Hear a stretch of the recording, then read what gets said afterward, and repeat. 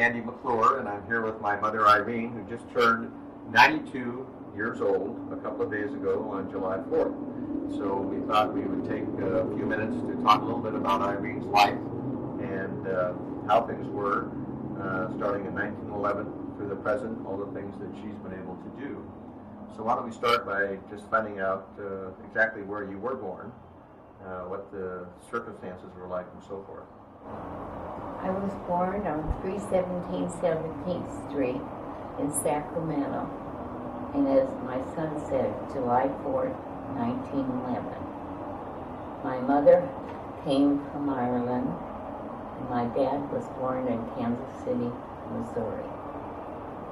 I have an older brother and twin sisters that are younger than me. So I was the middle child. Now, when you were living there at that house, that's your first memory. Was it a kind of a regular city type home? Did you have indoor plumbing? What kind of heating system did you have? Yes, my grandmother had them built for her son and her other son. So my dad was the one, and his younger brother, Uncle Jack, lived in the other. And we stayed there until I got married. And then what was the house like? Was it a two-story? It was the regular Sacramento home with the high stairs of about 13 steps going up the front, and a big porch, and then the front door. And there was 2 bedrooms and a large kitchen, a large dining room, and a parlor. That's what they call a parlor, a living room now. And how was the house heated? Did you have a wood stove or electricity? Or we had a wood stove in the dining room, and they used to call them pot-belly stoves. And in the kitchen, we had a large stove that you could cook on, and it was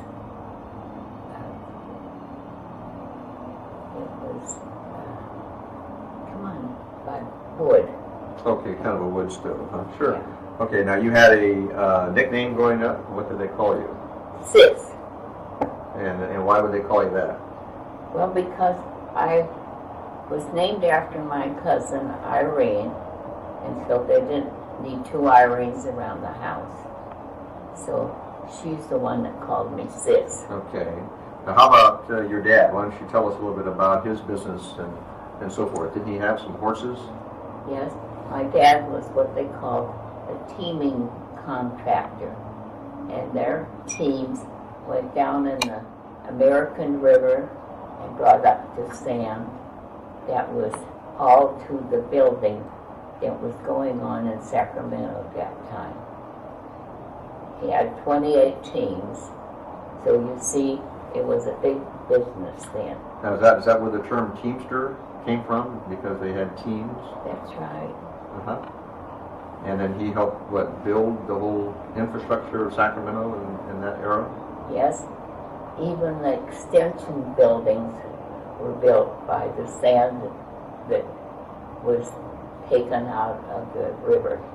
Mm-hmm. And some of the men drove the dump wagon, and the other men drove stick wagons.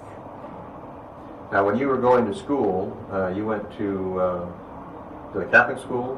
I went to St. Joseph's Academy in the 1st grade, and I was 6 years old. And you went to the same school all the way through high school? Yeah, and I graduated on June the 20th. Well, you were how old, 17? Yes. So that was probably 1928. Okay, now, how did you get to school? Did you walk with no shoes? Were you one of these poor little girls that, or were you kind of snooty and you had a chauffeur? No, we had regular Oxfords that we wore to school. We had a uniform that we had to wear. Now, did you walk all the time, or did you take the streetcar? Or? The only time Mama let us take the streetcar was in a rainy day. And that's because the streetcar was expensive, or? That's right. And the car tax at that time was only 2.5 cents a ride. 2.5 cents to take the streetcar. Now, why don't you talk about the time? I think you had a story when you left school because I forget your dog ran away or something like that. You remember that? Oh yeah, I had a dog, and he always wanted to follow me to school, and I'd have to chase him back home. But this day, he was foxy enough to lost sight of him, and then the next thing I knew, when I looked out the window, there he was in the schoolyard. So what should I do? I thought the sisters would have a fit if I left with him, but I couldn't leave him in the schoolyard because he'd get in trouble. So I just went out the gate with him. And my friend Alice was up taking her music lessons, so when she came down, she was looking for me. And nobody knew what happened to me. And so she went to the sister, and she said, Irene's been kidnapped. Been kidnapped? Such a surprise for everybody. So they called out home, and I was just coming in the back door when Mama answered the phone, and they said, we're calling about Irene because she isn't here at school. And her friend thought she was kidnapped. And Mama said, no, she's coming in the back door with her dog. Ah, okay.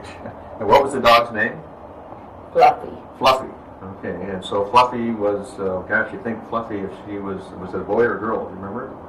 I think it was a female. A little girl dog? Yeah. So in dog years, And she would be 600 years old today. Can you imagine that if Fluffy was around right here? Right. She was a pretty thing because she was a collie. Oh, okay. And her mother was up on my dad's ranch, and that's where she was born. And then Dad brought her home to me. Let's talk about other things at your house. How about appliances? Did you have telephone? Oh yeah, because he was in business, and he needed a telephone. Okay, and how about other appliances? How about a refrigerator? Did you have refrigerators? No, just the ice box. And so how did you get the An ice? ice man came every day and delivered the ice, put it right in the ice box. Okay, and that kept everything cool and Yeah. everything worked out fine. Now, I know it got hot in Sacramento, and of course it always is in the summertime. What did you folks do for air conditioning? Air conditioning wasn't even heard of in my day. Never heard of it? No. So what would you do? Just open the windows? We did, and my mother in the dining room, being that was so big, and we had big windows, she used to take the dish towels and dip them in cold water and hang them over the windows.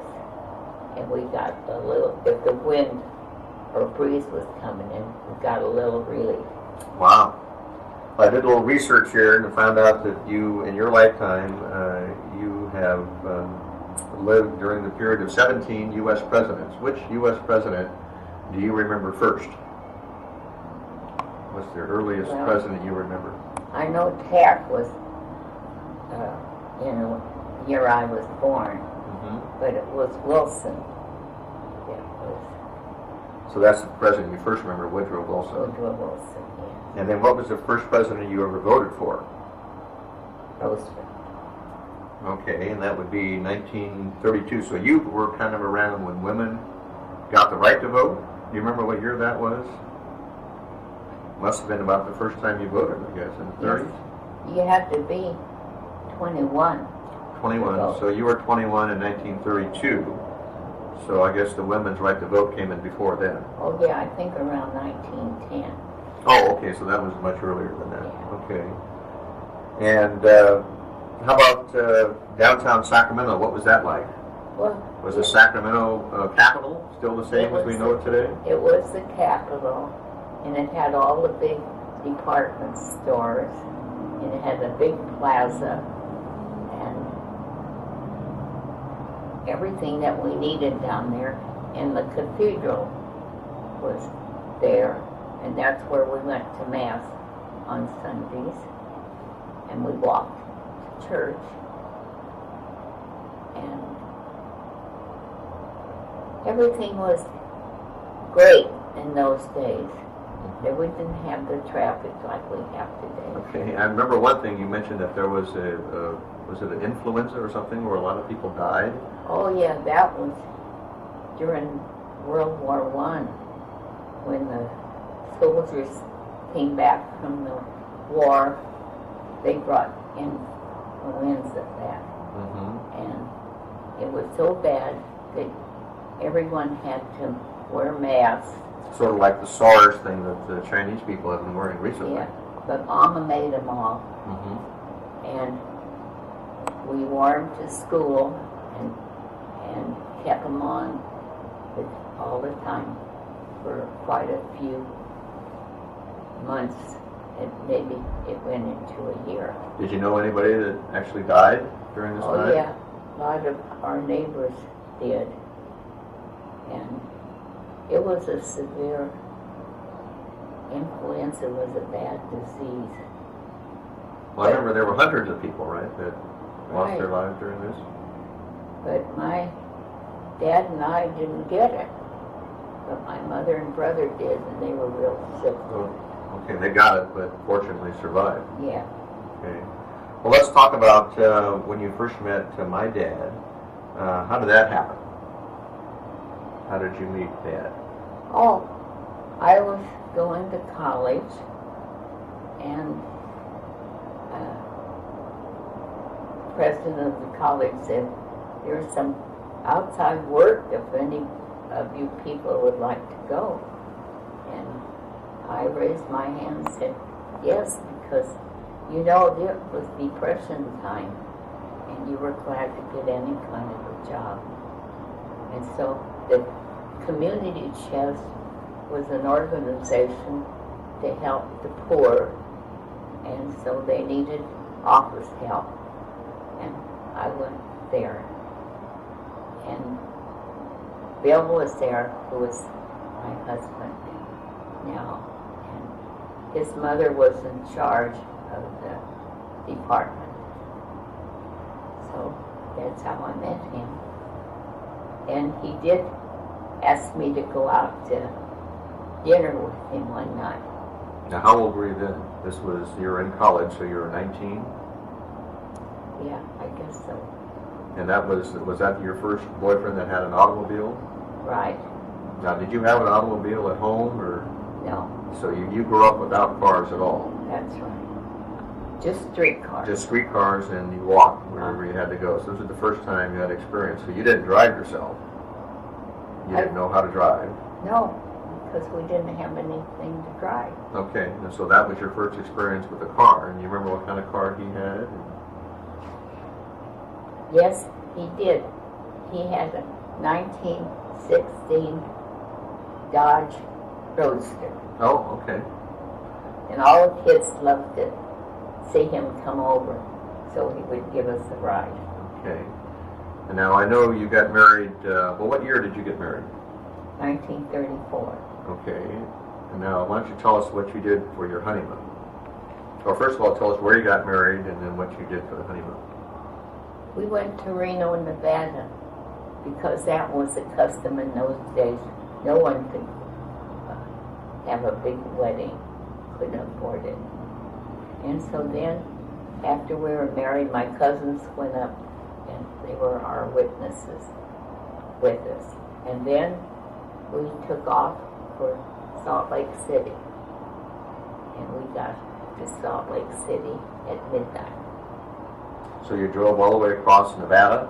Uh-huh. And you remember what car you had at that time? Yes, he had a 1930 Buick Roadster with wheels inset in the fenders.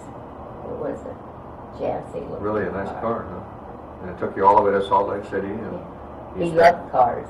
Okay. Always had a nice car? Always. Kept these cars up. They're spotless. And then after your honeymoon, then you came back to Sacramento, And then I know you eventually worked your way up to different jobs and so forth, but you wound up in the Bay Area. And it seems to me that you got down to the Bay Area because of he was transferred, but one of the jobs that he always wanted to have was to drive that train across the Bay Bridge. And so, do you remember what year that was? Was that in I guess after World War II? Let's see. It was 1941. Okay, you came down to the Bay Area. Well, tell us a little about World War II. He was too old to go in the service, as I recall, or he wanted to go in the Army Air Corps. And he was 29 years old, and he was too old. They took him up to 28 as a pilot. But his two brothers went in. Uncle Philip Leonard, as he was known. An aviator. He was an aviator, and then Babe was in the Navy. Yes. Right, and then he had brother-in-laws and so forth. Yes. So you folks stayed right here and worked during the war effort. And then as he was driving the trains across the bridge, you went to work. Where was that? When you went to work for Standard Oil? Yes. Okay. And then how long were you with Standard Oil? 30 years. Mm-hmm. I was their payroll clerk. Payroll clerk. Why don't you tell us about that? What's a payroll clerk do? Well, Standard Oil was a big company, and so they had the office over in San Francisco, and so I went over there every morning on the bus and met the rest of the group at 225 Bush Street. That was a Standard Oil 20-story building. Mm-hmm. And I never hardly was in San Francisco, so it was a big thrill to go there. And we just used the comptometer to figure the employees' wages. And you did the payroll then for all the Standard Oil employees in that region? We were a big group. Mm-hmm. So how many would be in the group? You're talking 15, 20 people in the group? I think 13. 13. And then you'd have to, each month, get the checks out. Yeah. And we all used comptometers, and we all checked. So the next guy would take your payroll and check it out. Nothing went out of Standard Oil unless it was checked. So everybody got a good paycheck. Okay. Now you retired from Standard Oil after being there 30 years, and you would have been, that was mandatory retirement, I think, at age 65. Right. Okay, so that was 27 years ago. And then what did you do? Were you content to retire, or did you continue working for somebody? Let's see. What I did, I thought, I got to do something to keep myself busy. So I was volunteer for Kaiser Hospital here in San Rafael, where we live. Then one of my son's friends said St. Vincent's need help. So I went out there to work, and I stayed there 23 years. Okay. And just retired from there after 23 years, just a few years ago. Right. Now I know you are real pleased with your family, and you've got 2 living children, and had a daughter that passed away when she was an infant. And you've got how many grandchildren? 8. No, excuse me. 5 grandchildren and 8 great-grandchildren. 8 great-grandchildren. Yeah. Okay. And you have been a wonderful grandmother, a mother, grandmother, and great-grandmother all of these years. When looking back on a big family like that, what are the things that you enjoy about it? Well, it's just so great to have the little ones around now, and having 2 sons. They were good men because they went on through college. They graduated from Catholic universities, and one of them is sitting right alongside of me now. Here I am. And the other son lives here in San Rafael too, and he's in business for himself. Okay, why don't we talk about some of the travels you've done? You've had, I know, an opportunity to travel a little bit around the world. You've traveled throughout this country and Canada and a lot of Western Europe, even got over to Africa one time. Can you look back on some of those travels and tell us which one you enjoyed the most, or would you recommend that people travel to begin with? Oh yeah, because we just lived in Sacramento, which is a small town, and so it was so nice to see the other part of the world. So we took summer vacations and all these trips around. One year we took in all the missions in California and took, well, this is the big trip we took, but this was after my husband had died. And I said, let's go to Ireland. I said, we always thought we would go there someday. And so we took all the kids and went. That's right, and that was about, let's see, I think about 20 years ago, I think, that we did that. And you treated us all to a trip over there, and we had a wonderful time in Ireland. You went to Ireland because you've always wanted to go there because maybe your mother came from there? That's right. What part of Ireland did she come from? From Limerick. Limerick, okay. And so you wanted to go back there because that was her home, and then from there we also went over to Scotland. Yes. It was a great trip for all of us. We still talk about it. Okay. Now, how about your other trips to Europe? Did you enjoy those as well? I remember you had one throughout France and down to Italy, and then you had a different one to Spain, and the time you went over to Africa. Did you? Yeah, that's when Bill and I made those trips. And the one that we went, one year we got to see Marnie. We got to see you, and that's where Marnie was born. Oh, and Marnie was born in Holland, right? And then later on, I took a trip to Panama with a couple of my friends. Well, that's right. Yeah, you enjoyed going to Fatima because you're, I have to say, you're probably, have enjoyed the religious aspect of your life. Right. And you still say the rosary every day? Yes, I do. And the Pope says to say it. The Pope says. Especially now. Oh, yeah. And we'll talk about the Pope. You had 7 popes. That's right. I was looking here at the list of presidents, but also, 8 popes in your life. Can you recall those popes at all? I mean, of course you do. Remember a guy named Benedict XV? I remember him, but I did see the Pope.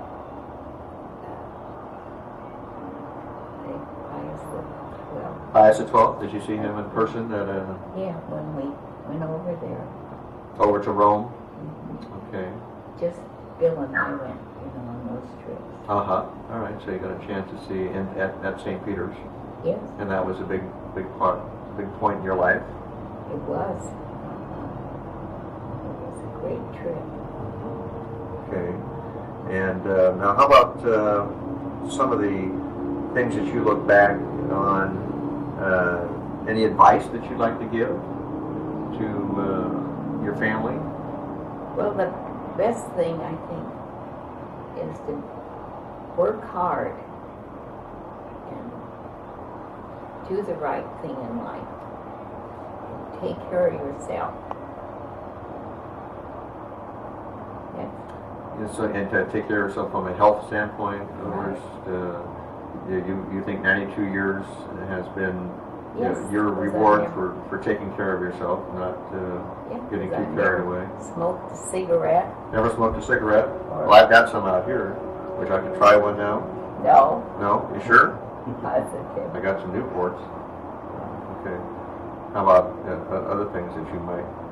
How about drinking? You do a lot of drinking? No, never did. You sure? I'm positive. You don't drink a little bit at night when you're here by yourself? No. No? My mother always said never to touch liquor. Uh-huh. It's bad for her. Okay. And I followed her advice. All right. Well, that's Maybe my grandsons would like to hear that. would they? You think they're big drinkers? These No. grandsons too much? They're all good kids. Are they? You sure?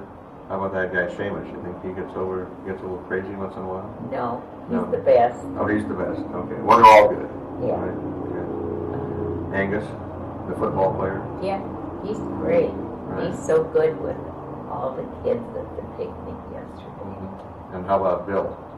He's a good guy, huh? Yes, They've all married good, nice ladies. nice girls. Nice girls. Have nice families. Okay, so there's I'm none of very them. fortunate to have such a good family. So on that kind of a family tree, you got different branches, and people, you don't want to saw any branches off? No, you want to keep them all? Keep them all, they're all good. Okay. All right. How about a favorite family recipe? Anything I know that people look forward to something that you prepare every year.